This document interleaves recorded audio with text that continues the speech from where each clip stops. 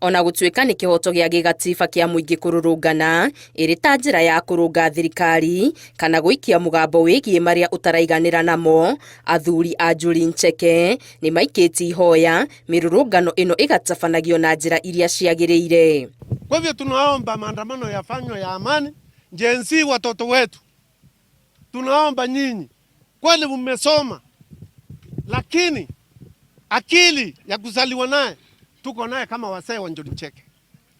Hamuwezi mkatushinda hiyo, lakini ya masomo vitabu mmesoma vingi. Kwa hivyo tunaomba mkiandamana, kama kuna kitu mnataka kuambia serikali na mnataka kuandamana, muandamane kwa amani. Waende kwa maandamano ambao yanalenga umoja, yanalenga amani. Sisi kama wasee wa Njuri Ncheke tunatafuta amani ili Kenya yetu iweze iendelee mbele.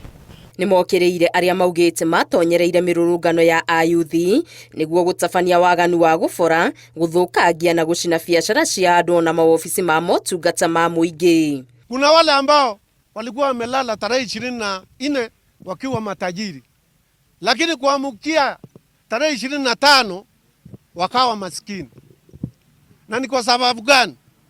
Kuna wale watu waliingilia maandamano ambao ni watu mbaya na walikuwa wamesosewa maybe na watu ambao wanajulikana na serikali, wakaenda kuiba vitu vya watu, wameharibu vitu vingi.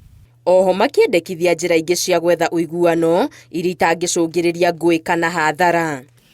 Niseme wazee wa Njuri Ncheke wahusishwe kwa hii mambo ya vijana na serikali na hao watu wengine wote. Tujaribu kuleta kila kitu pamoja, kwa sababu watoto ni wetu, serikali ni yetu. Sasa kati yao mawili kileta shida, tunaumia sisi wote. Nĩ morĩtie honge cia thirikari citige kwĩhũra gĩthũri, cithikĩrĩrie mũingĩ na cigĩe na ũigĩrĩrĩki. Ngĩribotera Inooro TV, Geto wa Ngari Maria wa Mũigana.